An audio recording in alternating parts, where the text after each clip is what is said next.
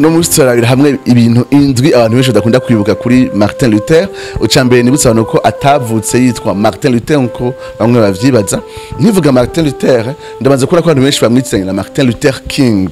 Muri indwi nari kwa muganga hanyuma ndiko navuga n'umu docteur mu specialiste ariko ambwiye ko yigeze kuba umuporoti akiri muri interne muri secondaire mu nyuma yuvuyemo abo mu katolika ariko yansigurira impamvu nahangura kumuganiza ku bijanye n'impinduka ya protestani yo mu kijana 16 hanyuma uko turaganira mu biganiro nsanga aguma avuga Martin Luther King mugashaka kuvuga Martin Luther nimba mu docteur mu specialiste ashaka kwihenda gutya mujabwimvira abandi ingene bimeze nibutse abantu yuko Martin Luther King atandukanye na Martin Luther imyaka novuga nti irenga 500 irabatandukanya bano bantu umwe navuga nti Martin Luther yabaho mu kijana 16 uwundi abaho mu kijana ca 20. Martin Luther King nivyo yari umupastori yize ivyigwa ndoramana mugabo kandi yakoze muri imyaka 60 afasha abirabure kwiganzura navuga nti ubuja bw'abazungu muri leta zunze za Amerika ageze kubarongora mu Rwanda gateka kabo nivyo yize ivyigwa vya theologie systematique kuri kaminuza ya Boston. Yari umupastori ariko ntibasangiye na gatonya urugamba novuga nti na Martin Luther. Uyu Martin Luther turavuga rero yavutse yitwa Martin Luther hanyuma aza guhindura izina ryiwe mu mwaka w'igihumbi 1517 cagihe atanguje iyi mpinduka ya Protestant ahava rero yita Martin Luther ijambo ry'iki Luterios akuye mu ijambo ry'iki Luterios isobanurwa umwidegemvyo nimvira ko kwari gutsindagira ingene yumva umuhamagaro wewe ahanini ujanye no gufasha abantu kugira umwidegemvyo biciye mu gutahura ubutumwa bwiza twisobanura yuko muri imyaka aho hariho muvuma ya Renaissance na humanisme izi muvuma z'aba intellectuels zabanjirije reforme aho abantu bagerageza kwiyambura no vuga nti ubuja bw'ishengero rya Katolika ryagerageza guteka ingene abantu biyumvira ingene bakora utugenegene ingene bacapa ivyo bakwiye kwizera mbere nahana mu buryo budasanzwe umuntu ahushije ivyumviro n'imitekerereze ya Katolika byasubije inyuma no vuga nti ubwenge bw'abanyaburayi. Iyi myaka rero imbere yuko Martin Luther ahaguruka hatangura kubaho movement yaha abantu bagerageza gusubira gusoma gucukura ubwenge bwa kera mu gusoma filosofi y'abagiriki b'abaratini b'abaromani n'abandi kugira ngo bashobore kuba abanyabwenge batugaraniwe no vuga nti mu myiyumvire y'ishengero rya Katolika. Vyarashikariye uyu muntu ariko aratera imbere mu vy'ubwenge agaca hindura izina ryiwe nka Jean Calvin yitwa Jean Calvin yitwa Jean Calvin. Tuzaba n'abandi bagiye barahindura amazina yabo uko binjiye mu ntambuko nshasha kubijanye n'ubwenge. Kiri kintu ca kabiri dukwiye kumenya kuri Martin Luther nuko benshi bavuga bati itariki ya 31 gitugutu mwaka w'igihumbi 1517 Martin Luther yaragiye afise vya vyemeze 1995 afise n'inyundo nini hamwe n'imisumari atangura guhonda kuri ya chateau ya All Souls canke rwa rusengero rwitwa All Souls rwa kaminuza ya Wittenberg hanyuma aramanika akubita amanika n'inyundo kugira ngo yereke isi yose yuko atandukanye gose n'ishengero rya Katolika. Ariko no munsi abahinga kujene na kahise ka reforme bari kuba ribaza nimba vy'ukuri iyo evenement yarabaye nimba ico kintu carabaye cyaho Martin Luther yagiye afise inyundo n'imisumari akamanikana n'ishavugiwe ryose kuri Wittenberg ivyemeze mu 1905. Akarero Martin Luther ibitabo yandika mu myaka ya mbere yiwe y'impinduka ntiyigera avuga na gatoyi ico kintu ko yagikoze kiza kuvugwa n'umwigishwa witwa Melanchthon tuzogarukako uyu nawe aza kuri kaminuza ya Wittenberg mu mwaka w'igihumbi 1518 umwaka umwe inyuma ya Martin Luther amaze gutanguza novuga iyi mpinduka ya Protestant. Igihari ico cukuri ni iki nayo tariki ya 31 gitugutu 1517 abantu bakunda kuyifatira ko kuko iraduhereza aho gatima kumenga aha niho vyose vyatanguriye kubwanje cyo kintu gikomeye ikintu kizwe kandi cemezwa n'amategeko nuko Martin Luther yanditse ibiro vyemeze 1905 akabirungikira novuga ni indongozi zikuru z'ishengero rya Katolika mu Budagi bwose akabarungikira amakopi mu kubarungikira amakopi ni kwari kuvuga ati ndavavana n'ishengero rya Katolika kwari kubatumirira kugira ngo baharire nawe ku mugaragaro ivyo twita le dispute publique Iyo vyari byaratanguye kuva mu kinjana ca 12 aho abantu baza ku mugaragaro bagaharira, hanyuma abantu babubahwa b'abanyabwenge n'abategetsi bakumviza bagahitamwo ikibereye. Rero hano Martin Luther mu kunjika bino vyemeze mu 15 yifuza kuganira, si igikorwa c'umugararizo nkuko mwavyumvira ko yaje n'inyundo akamanika, ariko arungikira kopi abarongozi bo mu Budagi kugira ngo abahamagarire guharira nawe ku mugaragaro, hanyuma abantu biyumvirize bumve ikibereye. Ariko novuga nti suko vyagenze, ntibitavye umuhamagaro wo kuza ku mugaragaro, ahubwo baciye bamurega i Roma, hanyuma i Roma bamuhereza iminsi 60 yuko yoba yashitse i Roma kugira ngo yisigure. Yararitse iyo minsi 60 irahera, maze imaze guhera aravuga ati jewe nderekanye yuko ntumbero nimwe mfise yuko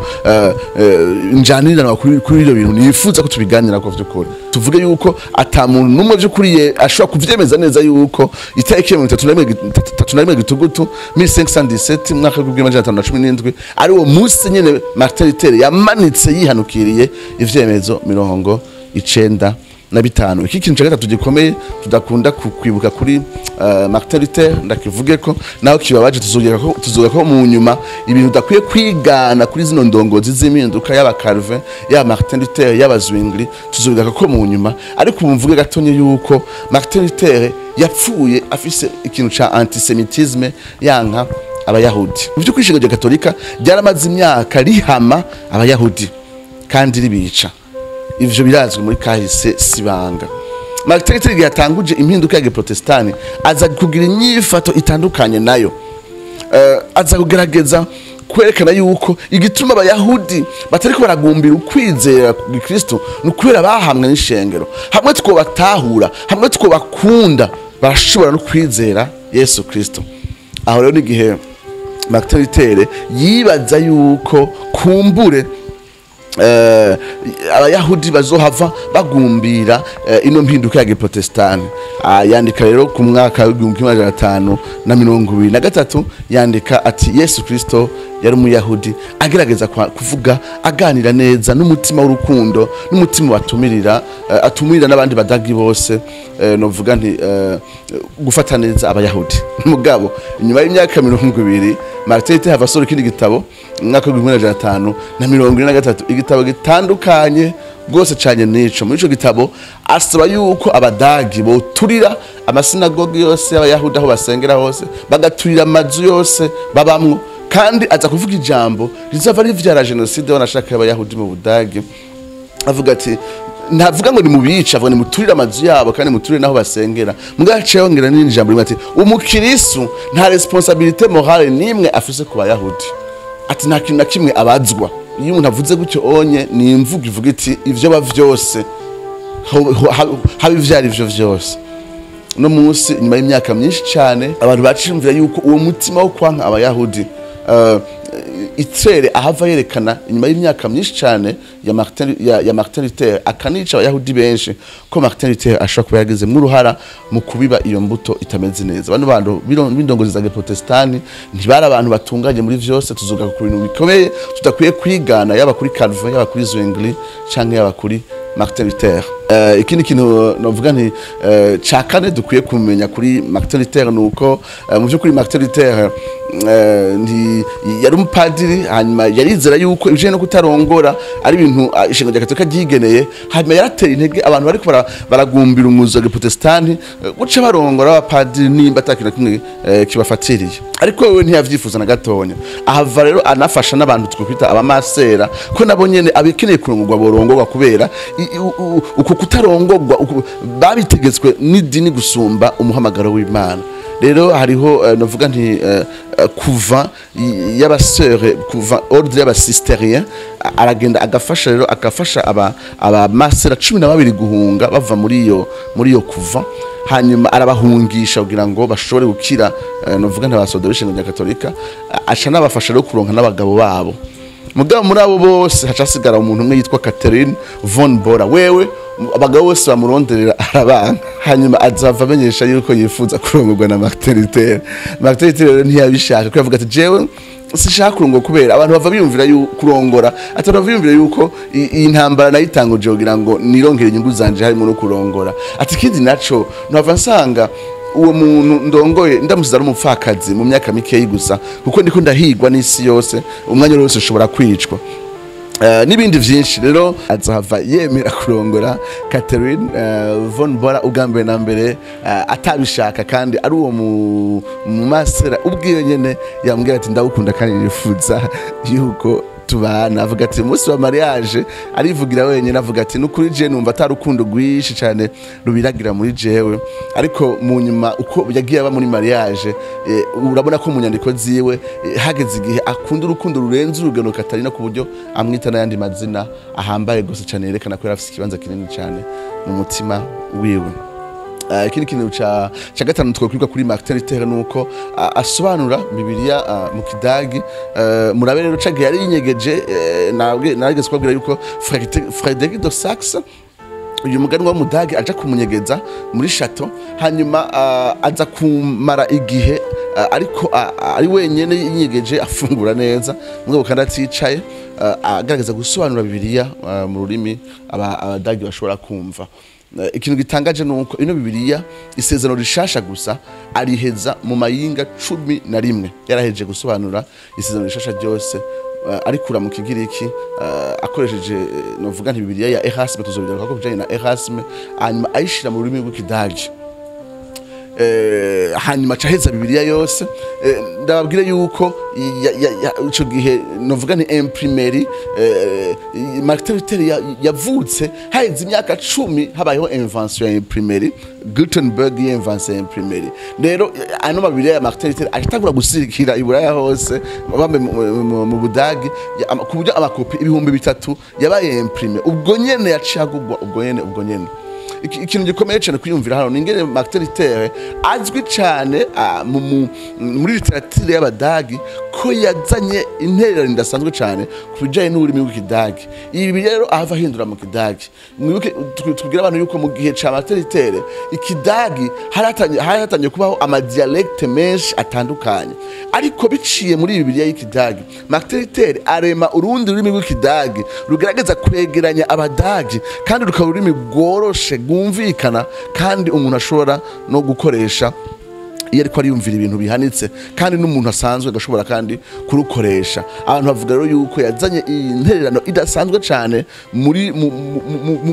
mu kubaka ururimi rw'Ikidagi biciye muri ino Bibiliya. Ikindi kintu twavuga kuri Martin Luther abantu benshi badakunda kumenya nuko mu myaka yose yamaze yarenze imipaka y'Ubudagi rimwe gusa naho nyene imbere yuko atanguza umuzo wa Protestant cagihe agenda i Roma asabe guserukira novuga nti monasteri ya bene Augustino Mweranda kuva ico gihe ntiyigeze asubira kurenga imipaka y'Ubudagi muco mwumvira rero umuntu nkuyo onye yarenze imipaka y'igihugu ciwe rimwe gusa mu buzima ariko akazana impinduka abantu kwisi yose bose bagasoma inyandiko ziwe ivyo yabishobojwe novuga nti na wa mwuzo wa imprimerie waje novuga nti Martin Luther yavutse imyaka 10 inyuma yuko imprimerie iba invente ibitabo vyiwe inyandiko ziwe zizokwiragizwa iburaya bwose ku buryo nahayo yagumye mu gihugu kimwe novuga ni influence yo canke ivyumviro vyiwe bihava bigakora ku bantu benshi gose cyane yari umwanditsi mwiza gose cyane yandika ibitabo bishika 120 tudaharuye amakete menshi cyane yandikira abantu bose bamubaza ibibazo mu burayi bwose. Hano rero turabona ko Imana ishobora gukoresha iterambere riba riko riraza mu isi kugira ngo ishobore guteza imbere novuga nti gukwiragizwa ku butumwa bwiza. Ikindi cyane macino tugira turangirize ko ningene Martin Luther yari umuhinga cyane kubijanye n'ivyo muziki yariga kuri kaminuza ya Erfurt yasanzwe avuza novuga nti instrument twokwita no munsi gitari ya luth hanyuma yari umuririmbyi afite ijwi ryiza rya tenor igihe amaze kuzana impinduka ya Protestant ntiyahagaritse yabandanije novuga nti akoresha izo ngabire Imana yamuhaye mu kwandika igitabo akoresheje amajambo yiwe, amajambo ya Bibiliya, akoresheje imidiho igezweho ico gihe mu Budagi, akoresheje ibijanye n'umuziki yarazi kandi agerageje gukorana n'abandi bantu b'abahinga bo mu gihe ciwe. Niwe atangwa gukorana novuga nti igitabo ca mbere c'indirimbo abaprotestanti bakoresha mu gihugu cy'u Budagi mu mwaka wa 1524 mu ndirimbo nyinshi gose cyane yaririmbye. Harimo indirimbo ivuga ingene Imana ari novuga nti ari rempart yacu, ingene ari we forteresse yacu. Reka mu mwanya uri imbere indirimbo muce murikurikirana, indirimbo iryo cyane yarasubiyemo kenshi no mu gitabo cyacu indirimbo turayifise, indirimbo zacu z'ikirundi. Reka indirimbo murikurikirane mu rurimi rw'igifaransa bakunda kuyitazira ngo ni hymne nationale ya réforme. Mu kurangiza ino video ino ndirimbo ibahezagire ya Martin Luther yuko Imana ariyo rempart yacu, ariyo forteresse yacu, ariyo munara wacu udasanzwe, ariyo Mana idukingira. Murakoze.